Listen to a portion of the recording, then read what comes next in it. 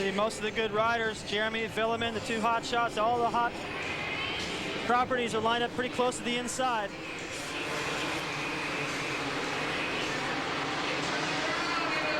A massive chase. And it's Jeremy McGrath getting the whole shot with Ricky Carmichael in second. Ward in third. And Greg Albertine on Team Suzuki. Number 7 just got in front of Ward for third. So the Yahoo Sports whole shot award goes to Jeremy McGrath. That's his first whole shot of the year. Well, he just took command, and that first corner was right back on the power. He looked like a dirt tracker going through there. Watch again. It doesn't look like he has the whole shot right at first, but he just gets that power. He actually bumps Sellards. Watch him right here. He lays it into the corner. Back on the power right there. Carmichael hung right with him.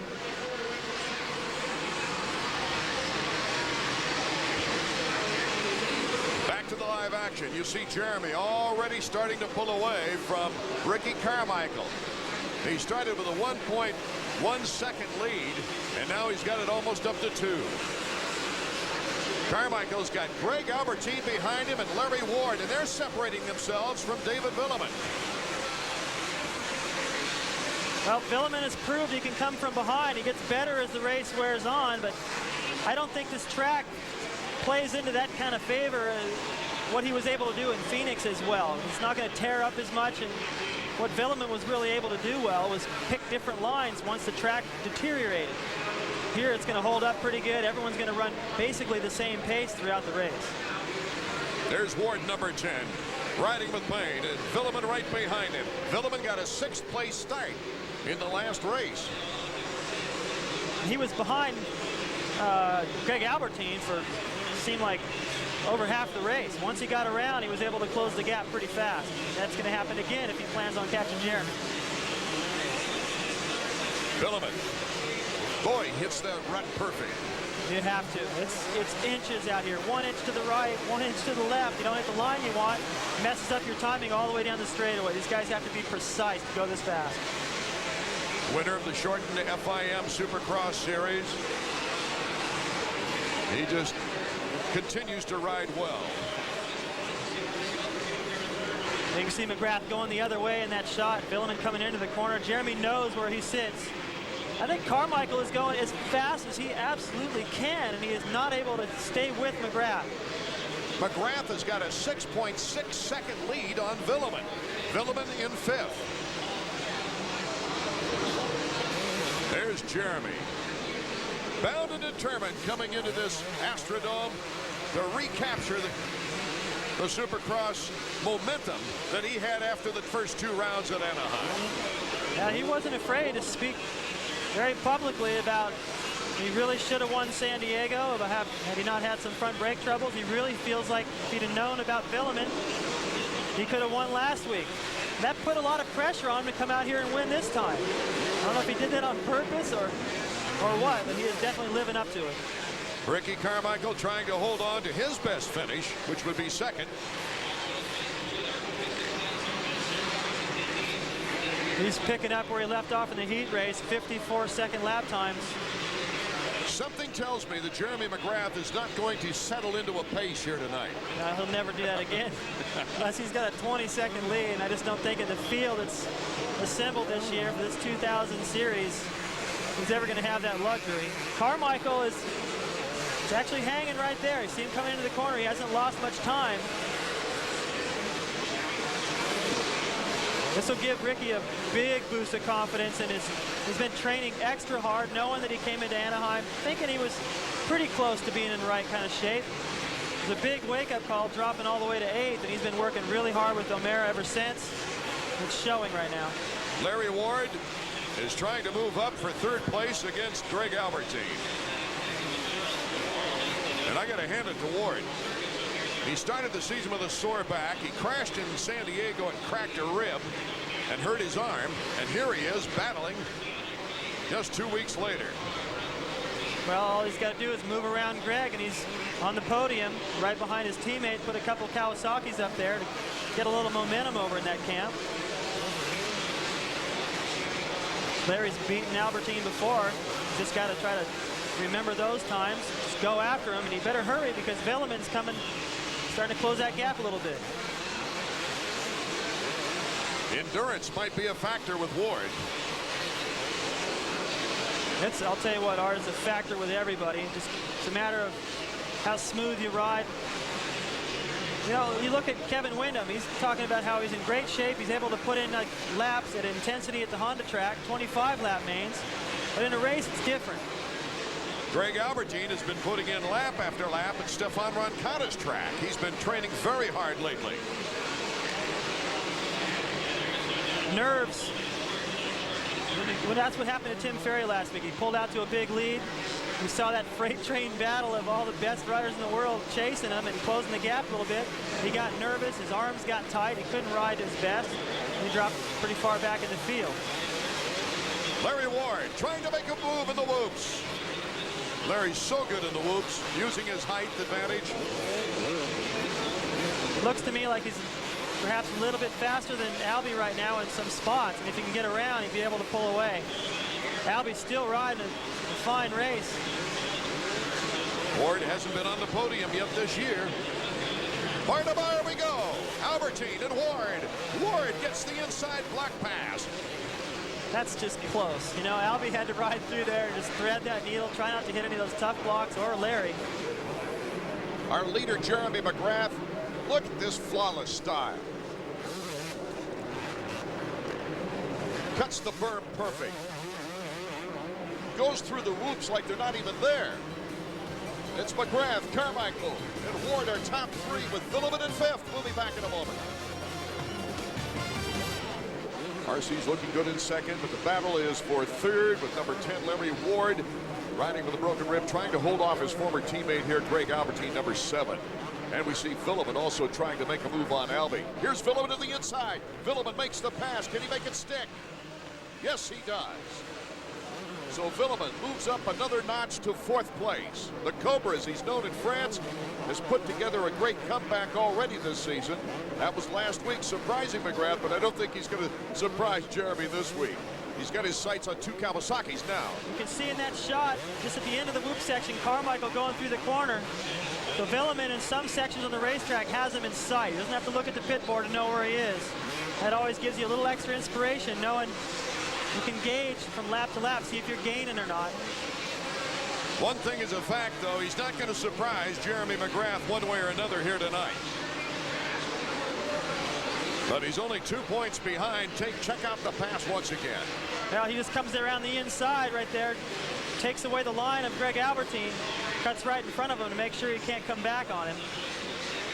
Greg's still riding a fine race. As a matter of fact, the way he started out the season, he looked a little shaky. His timing didn't look very good. He's made a nice rebound, getting good starts and starting to run up front with these guys. As soon as he does that, gets comfortable, he'll be able to stay there a lot longer.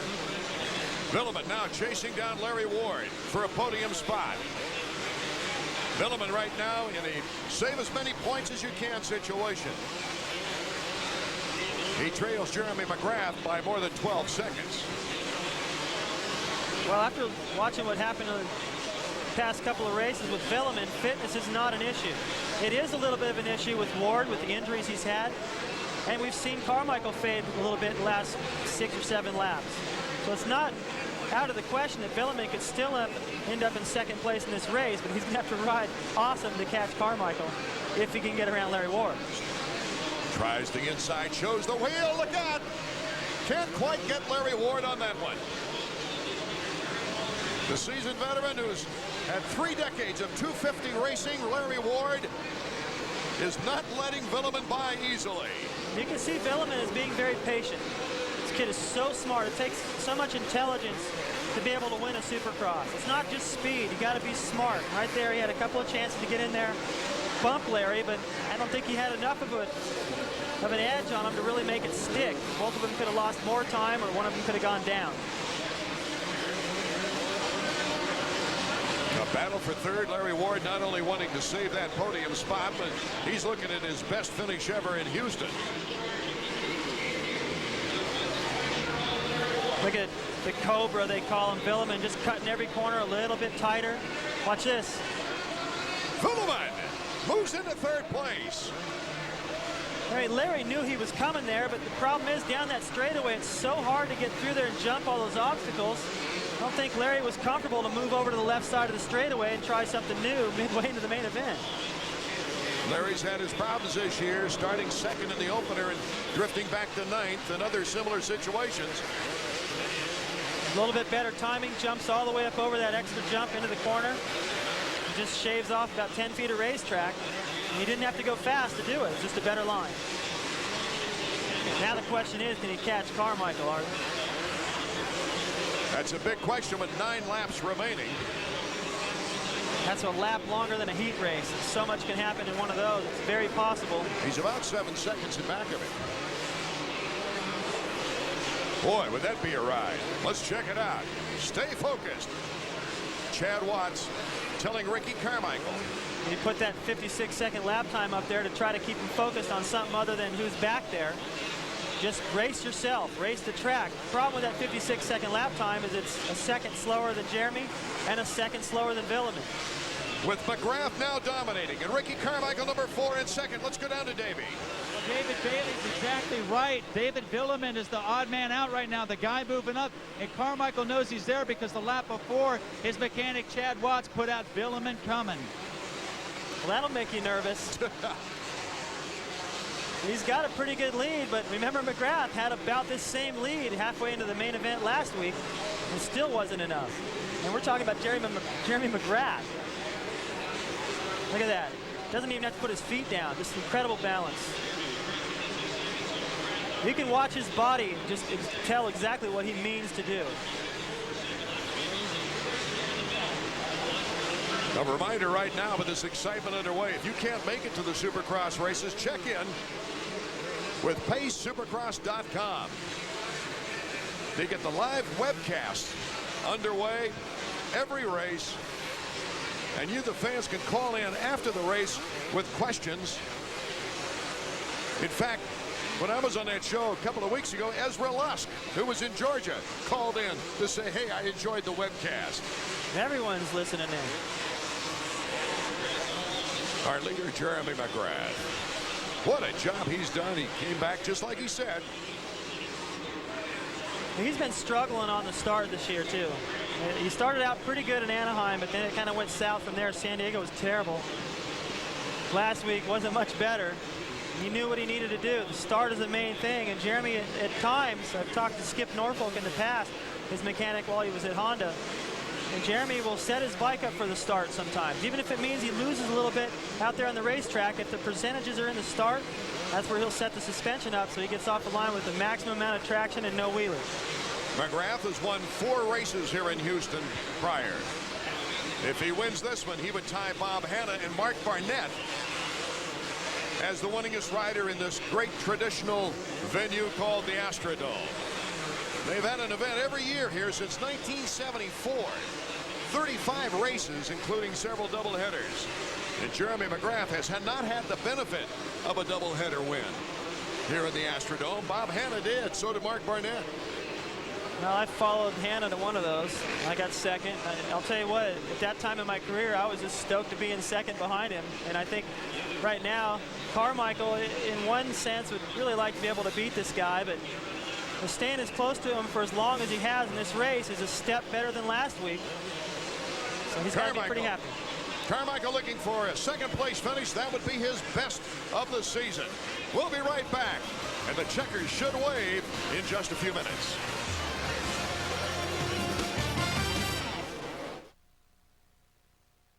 When Suzuki. Welcome back as Toyota Trucks presents EA Sports Supercross from Houston. Jeremy McGrath, number 1, is on his way to winning his 3rd race of the season, his 63rd career victory. He's on course to become the all-time winningest Yamaha rider. He's already the winningest Honda rider, of course.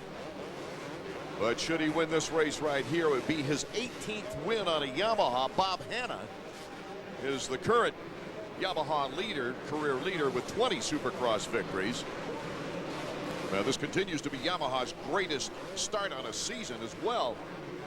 Jeremy getting around Heath Foss, the privateer. RC is looking pretty good in second place, picking up the pace.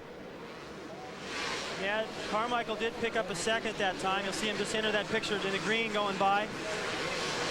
Jeremy is starting to put it into the cruise mode, which with the lead that he has should be enough. Carmichael did pick it up a second that lap, gain on Jeremy, but not close enough to really bother him. He did pull away from Villeman, and that's really starting to impress me.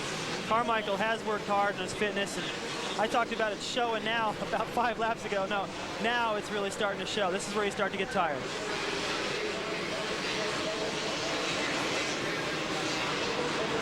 Hey, talking about Ricky Carmichael, David, I have a question for you. He looks so much more mature and patient this week than he has in the past. What does that mean to a rider when he gets on the podium for the first time like Ricky did last week? Well, you just have that clear picture of, I know what it takes now.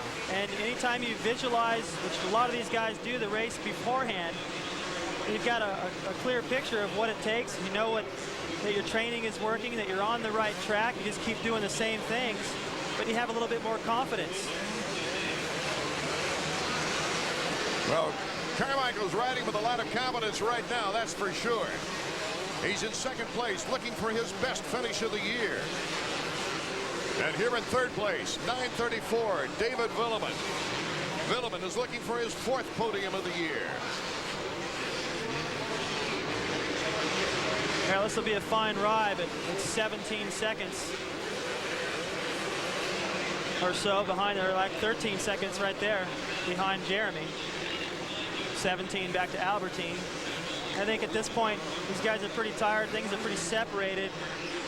He's just going to have to take this and try to get a better start next time. As fast as everyone is now in these top 4 or 5 spots each week, you just can't afford to get off the line 7th or 8th and just work your way up. Boy, look at the style of Villeman.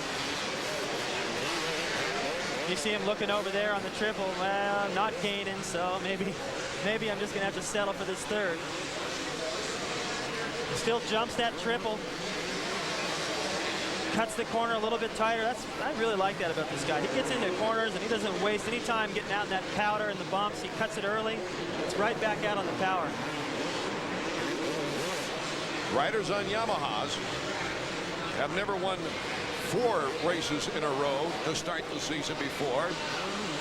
But now they're on the verge of winning their 5th as we check out the battle for 5th place. Larry Ward and Mike LaRocco. Ward has ridden very tough. Here's Jeremy McGrath. Last lap for Jeremy. These fans are looking for that patented knack-knack. They may get one here coming up. Here comes the triple. The winningest rider in history. The defending and 6-time Supercross champion. You might surprise him once, but you're not going to surprise him a second time. Well, things can stay the way they are. Jeremy will have done exactly what he said.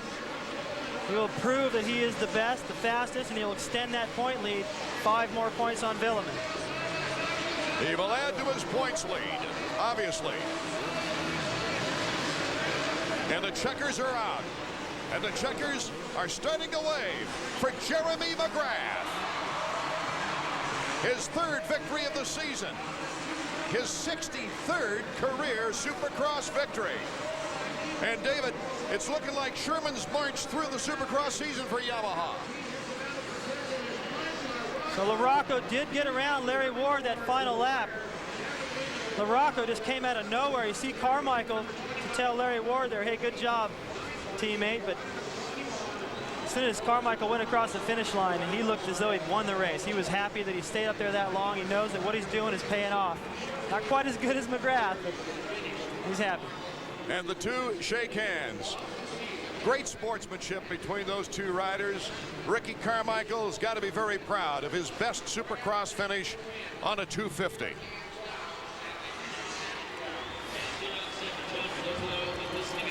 Checking out the Honda results page, McGrath, Carmichael, Villeman, Albertine's best finish of the year, and Mike LaRocco rounding out the top 5. Larry Ward holding nicely in 6th after LaRocco got by him, and Kevin Windham ending up in 7th with Huffman, Tortelli, and Ferry rounding out the top 10.